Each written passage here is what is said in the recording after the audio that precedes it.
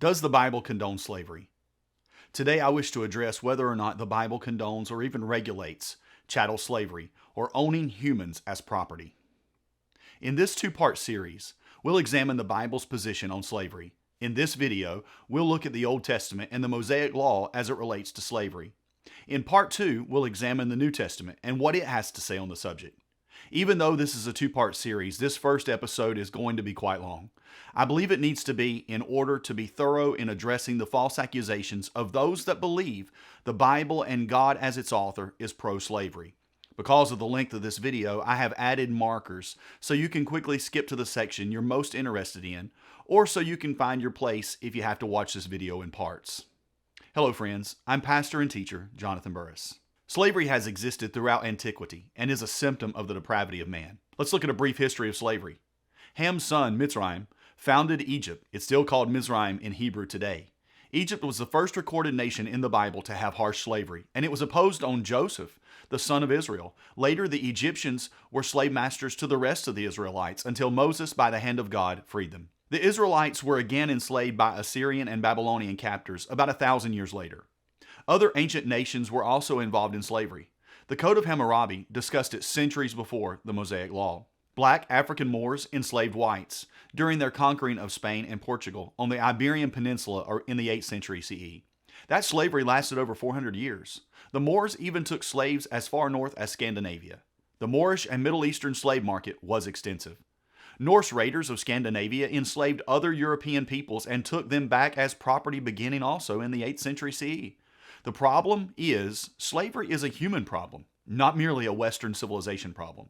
In fact, it's Western civilization in general, and the UK and the US specifically, that has done the most to stamp it out. It has been the Christian in these countries who made it their life pursuit to end the horrors of chattel slavery in the West. But sadly, slavery is still a reality for many people in the world. Slavery is still thriving all over the planet.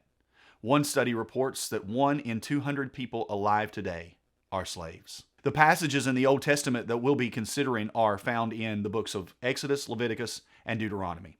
But let's define the terms.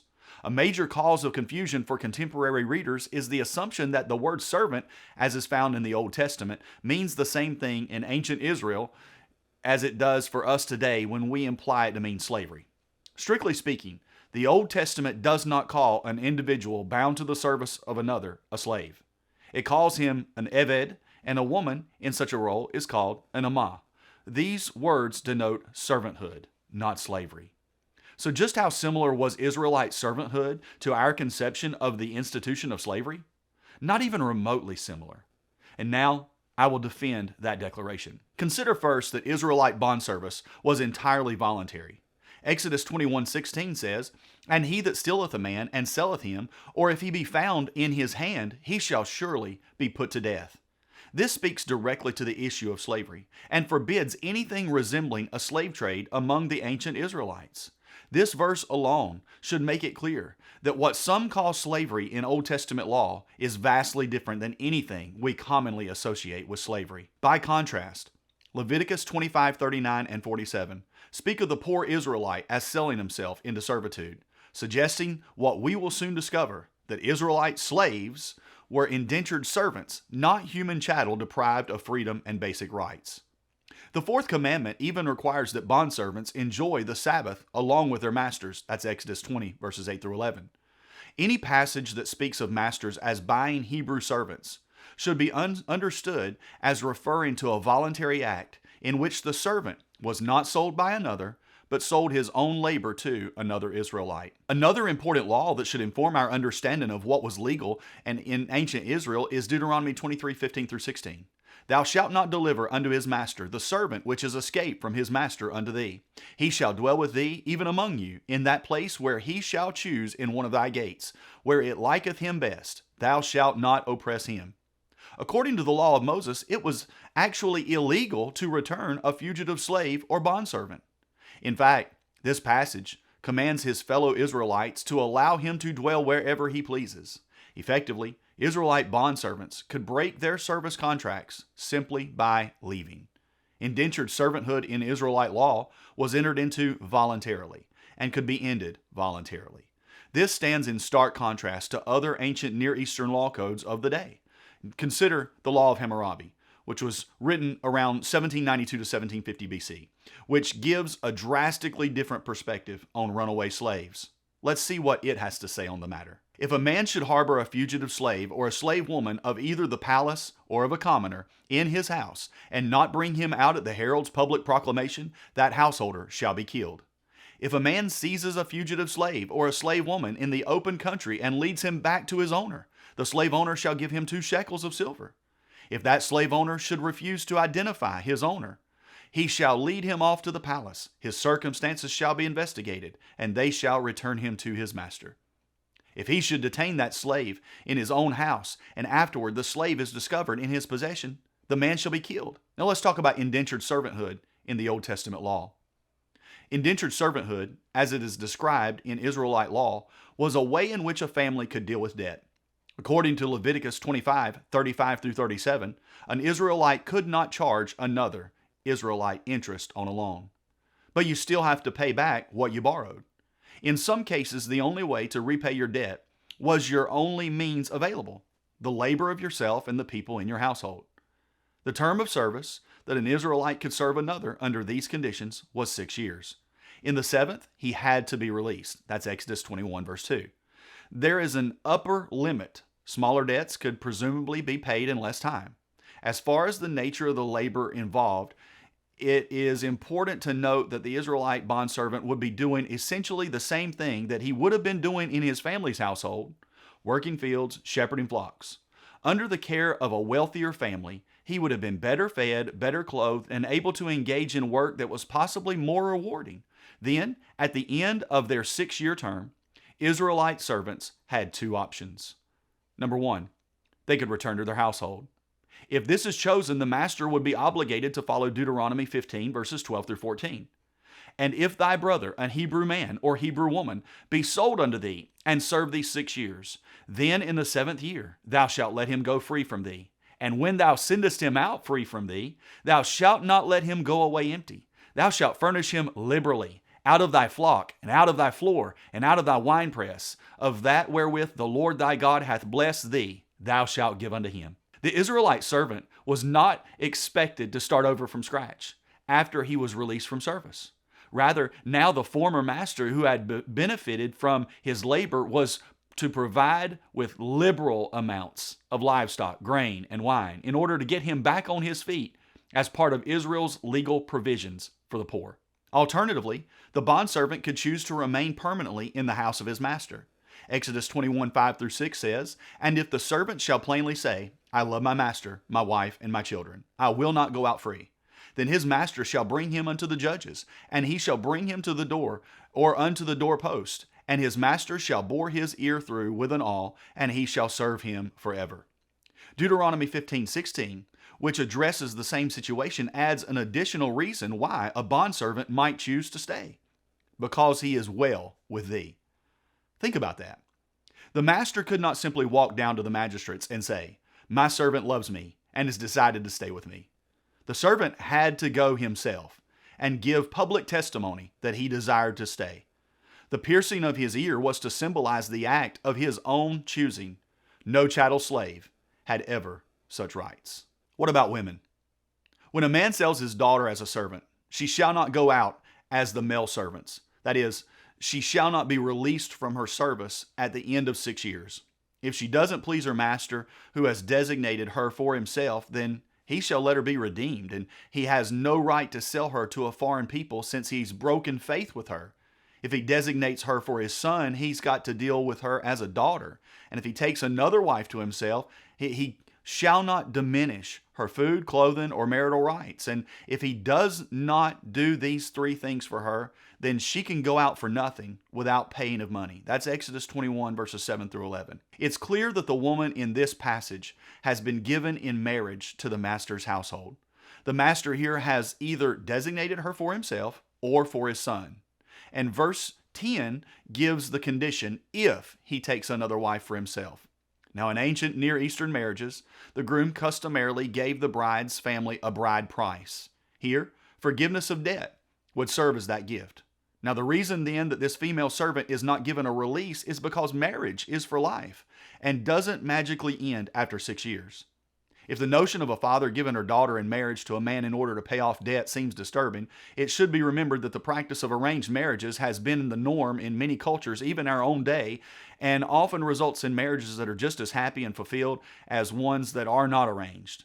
At any rate, such an objection is not to the institution of the Israelite indentured servanthood per se, but to the practice of arranged marriages. The second situation mentioned in verse 9 is that if she has been given in marriage to his son, here she must be treated as a full daughter, which means that her children would be legitimate heirs with full inheritance rights, not second-generation servants. Again, something no chattel slave would have been afforded. Let's talk about the treatment of servants. The laws that we've considered so far have shown a high degree of concern for the rights of Israelite servants and for their dignity as human beings created in the image of God. Later in Exodus 21, however, there are two other laws that are much more liable to confusion. Yet, as we will see, any offense taken at these laws owes more to the unfamiliarity in reading biblical law than it does with anything inherently immoral in the laws themselves. Exodus 21, 25, and 26. Burning for burning, wound for wound, stripe for stripe. And if a man smite the eye of his servant, or the eye of his maid, that it perish, he shall let him go free for his eye's sake. What this verse does do is provide release from servitude for any serious physical injury caused by his master, not specifically an eye or a tooth. Exodus 21, 20 and 21 says, And if a man smite his servant or his maid with a rod, and he die under his hand, he shall surely be punished. Notwithstanding, if he continue a day or two, he shall not be punished, for he is his money. Does this give masters impunity to beat a servant within an inch of his life? Absolutely not. As was the case with the previous example in verses 25 and 26, we should not read an implied approval into the presence of a conditional clause, hence the if. Actually, by allowing the servant's death to be avenged, the law is treating the servant's life on par with any other free Israelite. Only 8 verses earlier, murder is established as a capital crime in verse 12. The servant's life is of no less value than his master's. That word punished means vengeance is to be taken. Hence, the master is to die. And regarding the case where he continues a day or two, it isn't talking about manslaughter. It's talking about a situation where he's unable to work and unprofitable to the master for a number of days because of his injury. He's not to be punished because he's already lost money or value of the bondservant by his inability to work. The master has also suffered financially because of his harsh treatment. He's hurt himself. What about foreigners? Leviticus 25, 44, and 45. Both thy bondmen and thy bondmaids, which thou shalt have, shall be of the heathen that are round about you. Of them shall ye buy bondmen and bondmaids.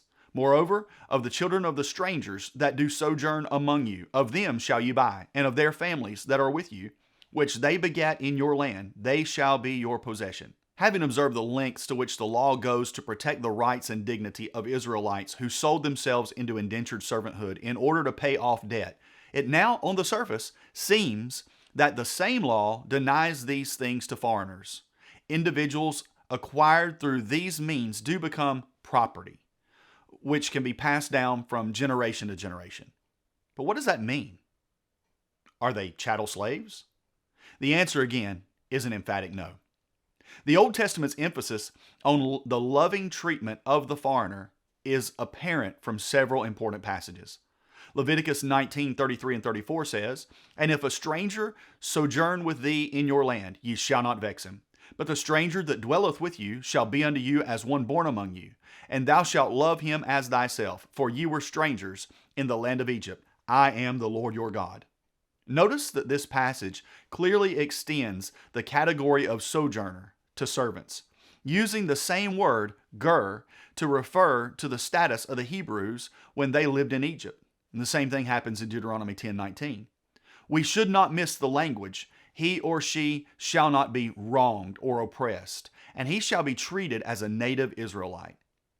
God constantly reminds the Israelites that they are not to mistreat servants as they were mistreated in Egypt. And there are a laundry list of verses that state that. And we should also bear in mind that nothing in the prohibition against returning fugitive servants in Deuteronomy 23, 15 and 16 limits that law to Hebrew bondservants.